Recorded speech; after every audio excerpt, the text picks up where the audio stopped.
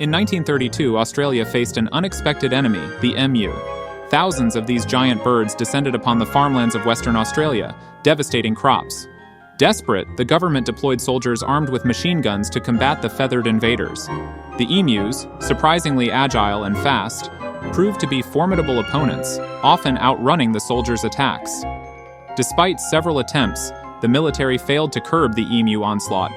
In the end, the birds emerged victorious, leaving behind a trail of baffled soldiers and ravaged fields. The Great Emu War remains a quirky chapter in history, a testament to nature's unpredictability and the resilience of these incredible birds.